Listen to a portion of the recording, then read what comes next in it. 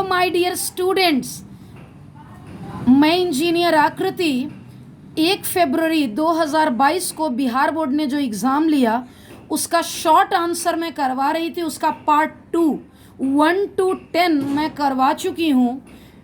उस वीडियो का link description में दिया हुआ है। साथ ही साथ मैंने ऑब्जेक्टिव हर सेट का सल्यूशन किया है। मैं सब्जेक्टिव सेट जे 11 से 20, लेकिन आप बच्चे का कोई भी सेट हो आप हमारे सल्यूशन को मिला सकते हैं क्योंकि हर सेट में सेम क्वेश्चन है। आज के इस वीडियो में 11 से 20 तक करूंगी, प्रयास करूंगी 20 क्वेश्चन 20 मिनट में हो जाए। सिंपल क्वेश्चन है, पूछा था find A into A transpose. तो मैं सबसे पहले लिख लेती हूँ, गिवन है हमारा a small b x Y x square Y square. अब यहाँ से हमें चाहिए ए ट्रांसपोज। अगर मैं ट्रांसपोज की बात कर लूँ, पहला रो पहले कॉलम में, दूसरा रो दूसरे कॉलम में, तीसरा रो तीसरे कॉलम में, ए ट्रांसपोज हो गया। अब दो चीज़ें पूछी गई है। First one, A into A transpose. पहले मैं ए को लिख लेती हूँ, A B x Y x square Y square, ये ए हो गया। और अब मैं ए ट्रांसपोज लिख देती हूँ, A B x Y x square Y square. ये 3 रो 2 कॉलम, 2 रो 3 कॉलम, ये और ये सेम। जो रिजल्ट आने वाला है वो 3 क्रॉस 3 आने वाला है। इस प्लेस का नाम है 1 1। पहला रो पहला कॉलम, पहला रो पहला column, a square plus b square. 1 2 पहला रो दूसरा column, a x plus b y. यहाँ साइज छोटा पड़ गया था। 1 3 1 row third column, a x square plus b y square. 2 1 second row first column, a x plus b y, second row second column, second row third column, third row first column, third row second column and third row third column. ये इतना आसान था। 2 marks का question था, 2 part पूछा था। First part तो मैंने कर दिया। अब बात कर लेती हूँ सेकेंड पार्ट का, जो कि और भी इजी है, बहुत ही इजी है। सेकेंड पार्ट के लिए हमें क्या करना होगा? सेकेंड पार्ट है A transpose into A.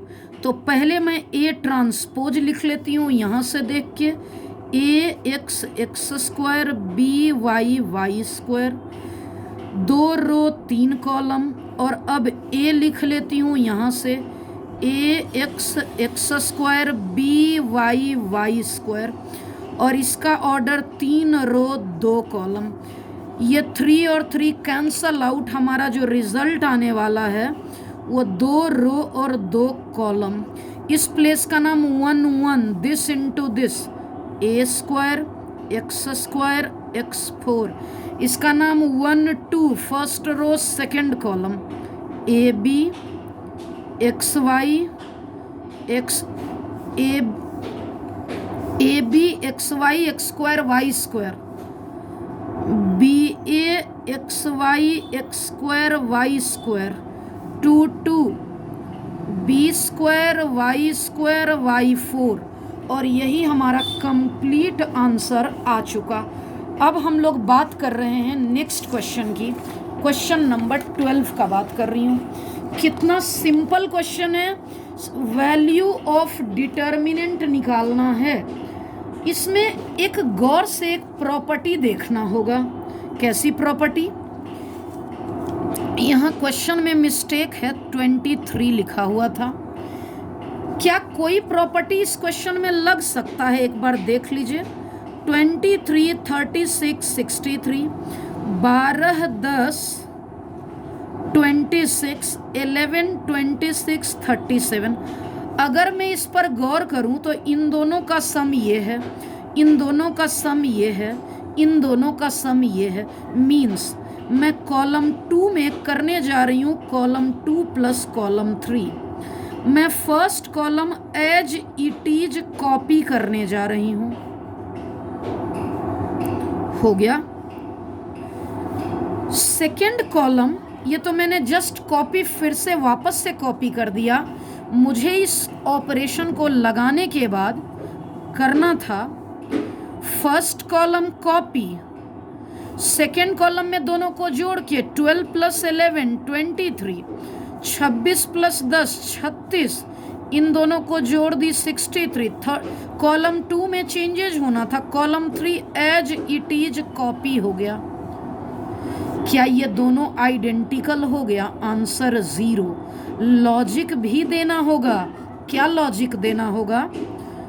Because column 2 and column 3 नहीं, column 2 and column 1 are identical. Easy question था। Shifting to next question number 13। एक बार देख लीजिए 13 क्या कहता है। A coin is tossed 4 times. अपने को पता है सैंपल स्पेस 2 की पावर n 4 बार 2 की पावर 4 16 सैंपल स्पेस लिखना आसान है। पहले 2 क्वाइन का 4 लिख लीजिए। Head head, head tail, tail head, tail tail. एक बार और लिख लीजिए। Head head, head tail, tail head, tail tail. पहले 4 के आगे हेड लगा दीजिए, अगले 4 के आगे टेल लगा दीजिए। ये 8 हो गया। इसी 8 को दोबारा कॉपी कर देती हूँ। H H H, H H T, H T H, H T T. Next 4 को कॉपी कर देती हूँ। पहले 8 के आगे एच लगा देती हूँ, आखिरी 8 के आगे टेल लगा देती हूँ। क्या हमारा 16 सैंपल स्पेस रेडी हो गया? अब इवेंट क्या पूछा है? Find the probability that exactly 3 head. E means event that exactly 3 heads appear. अगर एग्जैक्टली 3 हेड अपीयर हो रहा है, 3 हेड इसमें काउंट कर लेते हैं। 3 head, 3 head, 3 head, 3 head, 3 head. कितना आया आप देख सकते हैं। कुल कितना आया? 1 2 3 और 4। मैं इन चारों को कॉपी भी कर देती हूं।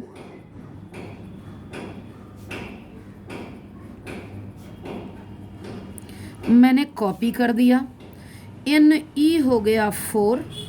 अब प्रोबेबिलिटी पूछा है पीई। अपने आप को तो फॉर्मूला पता है, n e upon n s 4 upon 16 1/4। Correct answer हो गया। Shifting to our next question. Next question linear programming का है, बहुत ही सिंपल।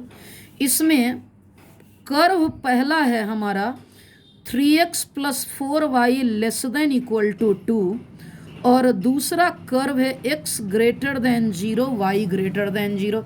इन दोनों का तो एक ही मतलब है, फर्स्ट क्वाड्रेंट। बस इन दोनों का और कोई भी मतलब नहीं है, सिर्फ एक ही मतलब है, फर्स्ट क्वाड्रेंट। अब इस कर्व 1 को मैं पहले लाइन के रूप में लिख रही हूँ। लेस हो या ग्रेटर हमें इक्वल ही डालना है। टेबल बना लेती हूँ। एक बार x 0, एक बार y 0। जैसे ही x 0 डालूंगी y 3 आ गया, y को 0 डालूंगी x 4 आ गया, और हमारा कोऑर्डिनेट हो गया 0, 3, 4, 0। और अब मैं इसे ड्रॉ करने जा रही हूँ। एक मिनट। सबसे पहले मैं स्केल से y एक्सिस, और एक्स एक्सिस से ड्रॉ कर दी। एक्स एग्जाम में जैसे लिखना है आपको वैसे बता रही हूँ। ये ओरिजिन यहाँ स्केल लेना है, वाई एक्सिस पर 3 लेना है, यानी कि मैं एक एक यूनिट ली। एक्स एक्सिस पर 4 लेना है,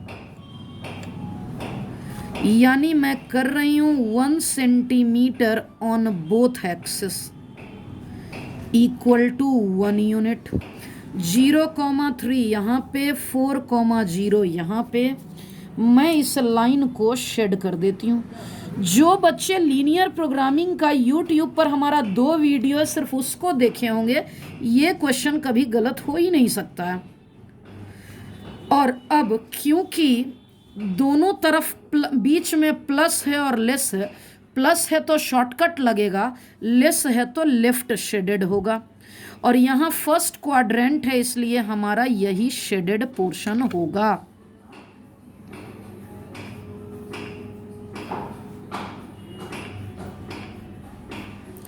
और अब मैं बात कर रही हूँ कॉर्नर पॉइंट की। पहला कॉर्नर पॉइंट ओ हो गया, दूसरा कॉर्नर पॉइंट ए हो गया, तीसरा कॉर्नर पॉइंट ये हो गया। अब लास्ट में एक टेबल बनेगा, हम लोग यहाँ लिखेंगे कॉर्नर पॉइंट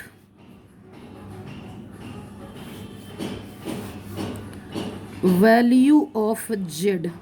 जेड की वैल्यू वो लेते हैं जिसे मैक्सिमाइज करना होता है, 2x plus 3y। Corner point ओ हो गया, ये ए हो गया, ये बी हो गया। x के जगह 0, y के जगह 0, करेक्ट आंसर 0। x के जगह 4 रखना है, y के जगह 0 रखना है, 2 4 जा 8। x के जगह 0 रखना है और y के जगह 3 रखना है, 9। अब देखना है कि हमारे क्वेश्चन में मैक्सिमाइज बोला है कि मिनिमाइज बोला है। मैक्सिमाइज बोला है तो इन तीनों में मैक्सिमम कौन है? ये 9 मैक्सिमम है, तो यहाँ हमें लिखना होगा, आंसर करने का तरीका है कि maximum value of b, maximum value of b is 9 and it occurs at, और ये अकर कर रहा है, इट अकर्स एट बी 0,3। अब मैं शिफ्ट कर रही हूँ क्वेश्चन नंबर 15, बिल्कुल ही इजी क्वेश्चन पे, एकदम ही इजी क्वेश्चन है। क्या है? Find the rate of change of the area of a circle with radius 8। क्या कह रहा है? गिवन रेडियस है 8, rate of change of area of circle with respect to radius r जब r इक्वल टू 8। अब यहाँ पे मुझसे कहा जा रहा है कि सर्कल की बात हो रही है। अगर मैं सर्कल की बात कर लूँ कि फॉर सर्कल, सर्कल के एरिया का क्या फॉर्मूला होता है? अगर हम लोग सर्कल के एरिया का बात कर लें तो area equal to pi r square, pi r की वैल्यू 8 स्क्वायर। नहीं, ये तो डी अपॉन डी आर ना पूछ रहा है, तो पहले लिखेंगे differentiating with respect to r, r के रेस्पेक्ट में डिफ्रेंशिएट करना है। ए का d a upon d r, r square का 2r, ये d a upon d r की वैल्यू आर के जगह पर 8 सेंटीमीटर, 2 पाई 8 सेंटीमीटर, 2 8 जा 16 पाई, एरिया हो गया सेंटीमीटर स्क्वायर और रेडियस हो गया सेंटीमीटर, और हमारा करेक्ट आंसर आ चुका। Shifting to again a very easy question 16। क्या लिखा है? Find the acute angle between the lines whose direction ratios are this one. अब यहाँ मैं बता दूं, कि line one, d r of line one 112 है, इसे मैं A1, इसे B1, इसे C1 बोलूँगी। अगर मैं लाइन 2 की बात कर लूँ, डी आर ऑफ लाइन 2 √3 -1 -√3 -1 और 4, ये A2, ये B2 और ये C2। एक्यूट एंगल का फॉर्मूला होता है कॉस थीटा मॉडुलस, ऊपर हो गया A1 A2 B1 B2 C1 C2, नीचे रूट अंडर पहले वाले का mod, it means A1 square B1 square C1 square, और नीचे A2 square B2 square C2 square. हो गया, वैल्यू पुट कर दूंगी मैं। A1 A2 यानी 1 into this one, B1 B2 C1 C2 root under 1 का स्क्वायर 1 का स्क्वायर 2 का स्क्वायर, √3 -1 का स्क्वायर -√3 -1 का स्क्वायर और 4 का स्क्वायर। हो गया, क्या बन गया ये अल्टीमेटली, ये माइनस और ये प्लस कट गया, -1 -1 +8, ये √6, और ये बन गया a - b का whole square, a² b² 2ab, इसका स्क्वायर 2ab, और ये हो गया 16।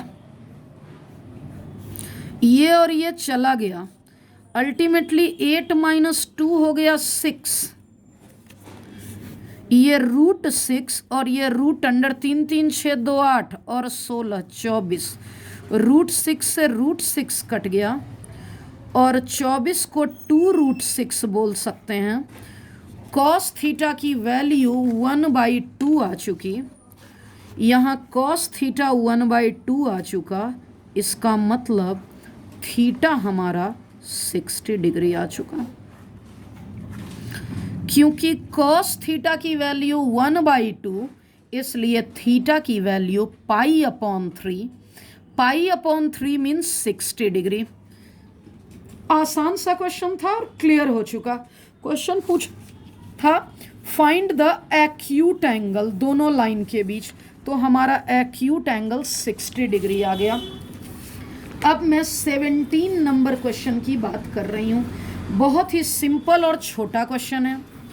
पहला लाइन क्या कह रहा है, x -1 y, बहुत ही आसान 1 मिनट का क्वेश्चन है ये। मैं इस लाइन का dr लिखने जा रही हूँ, dr ऑफ L1 -1 k और 2। मैं L2 पहले तो L2 लिख लूँ, ये A1 हो गया, ये B1, ये C1। अब मैं L2 की बात कर लूँ, नाउ मैं L2 की बात कर लूँ, x +1 upon k y/2 z +6/3। मैं यहाँ से dr की बात कर रही हूँ, dr ऑफ L2 k, 2, -3, इसे A2 B2 और C2। अब हमने पढ़ रखा है क्योंकि लाइंस परपेंडिकुलर हैं, तो क्योंकि लाइंस परपेंडिकुलर है इसलिए A1 A2, क्योंकि लाइन परपेंडिकुलर है इसलिए A1 A2 B1 B2 C1 C2 0, -1 into k, k into 2, 2 into -3 will be 0, -k + 2k -6, 2k - k हो गया और k की वैल्यू 6 हो गई। क्वेश्चन था find the value of k, so that lines are perpendicular. हमारा केस 6 आ गया, मैंने कंडीशन यूज़ किया है लाइन्स आर परपेंडिकुलर। और अब मैं बात कर रही हूँ एकदम सिंपल क्वेश्चन का, ए क्रॉस बी पूछा है। हमारा यहाँ गिवन है vector a -4i cap 7j cap 11k cap, vector b 10i cap j cap और k कैप। अगर मैं ए क्रॉस बी की बात कर लूँ, आखिर कैसे कैलकुलेट करते हैं?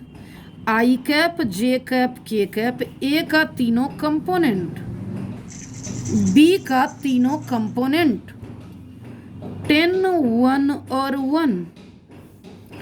अब cross multiplication i cap 7 + 11 -j cap -4 + 110 -4 -70, 11 7 18, 106 j cap -74 k cap. गौर से देखना, ये बिल्कुल सही आ गया। क्वेश्चन का लेवल बहुत ही सिंपल था और बहुत ही आसान भी था।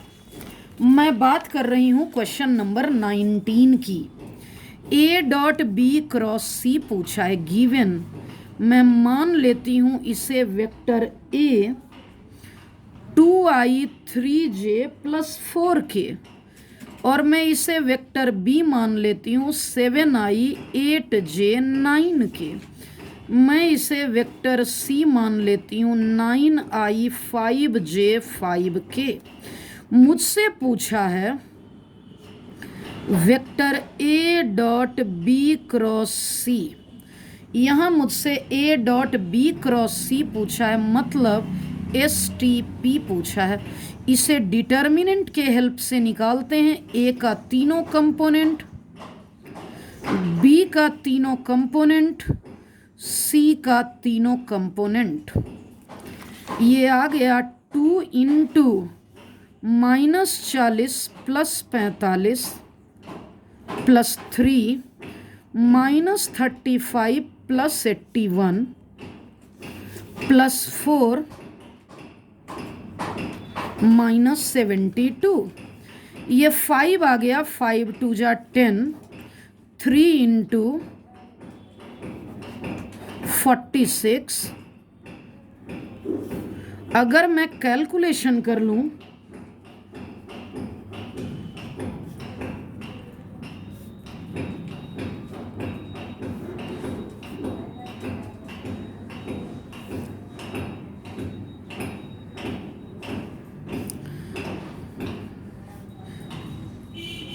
-10 हमारा करेक्ट आंसर आ चुका 0। बहुत ही आसान क्वेश्चन था ये। 11 से 20 तक का एक भी क्वेश्चन लेंदी नहीं था। अब क्या कह रहा है? ऑन टू पूछ रहा है, क्वेश्चन पूछ रहा है शो दैट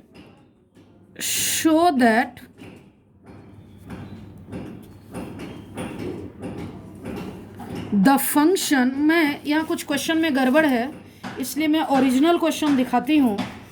20 नंबर क्वेश्चन क्या कहना चाह रहा है? अच्छा, क्वेश्चन था इज द फंक्शन, सो नहीं था, यहाँ इज था। क्वेश्चन है is the function onto. पूछा है कि क्या फंक्शन ऑन टू है। तो एक काम कर लेते हैं, चेक कर लेते हैं। सबसे पहले फंक्शन नेचुरल टू नेचुरल है और fx = 3x। मैं एरो जब भी चेक करना रहे तो दिमाग लगा के बताना होता है। ये नेचुरल और यहाँ भी नेचुरल और ये f हो गया। कुछ नेचुरल नंबर यहाँ डाल देती हूँ मैं, और यहाँ भी छोटा छोटा नेचुरल नंबर बहुत सारे डाल देती हूँ। Dot dot dot. x के जगह 1 रखूंगी 3 × 1, x के जगह 2 रखूंगी 3 × 2, x के जगह 3 रखूंगी, 3 इंटू 3, 4 इंटू 3, 5 इंटू 3। क्या देख रहे हैं? ऑन टू के लिए कोडोमेन और रेंज पता करना होता है। अगर मैं कोडोमेन की बात कर लूं, एरो के बाद वाला हमें लिखना है नेचुरल नंबर, लेकिन अगर मैं रेंज की बात कर लूं तो यहाँ 1 और 2 खाली बच गया। सिर्फ और सिर्फ मल्टीपल ऑफ 3 है, तो मैं बोल सकती हूँ कि कोडोमेन और रेंज नहीं इक्वल है, इसलिए फंक्शन नॉट ऑन टू है। क्वेश्चन पूछा था is the function onto, क्या हमारा फंक्शन ऑन टू है? हमारा आंसर होगा is the function onto, हमारा आंसर हो गया no, function is not onto. Dear student, 1 to 20 हमारा खत्म हो गया। आप बच्चे कमेंट करिएगा कि क्या आपको 21 से 30 चाहिए या लॉन्ग आंसर्स चाहिए। लॉन्ग आंसर्स में 31 to 34 चाहिए या 35 to 38 चाहिए। और साथ ही साथ हमारे चैनल पर अगर नए हैं तो ज़रूर सब्सक्राइब करिएगा, और आपके जो भी फ्रेंड 12th का बोर्ड्स दिए हैं या देने वाले हैं उनमें ज़रूर शेयर करिएगा। Thank you.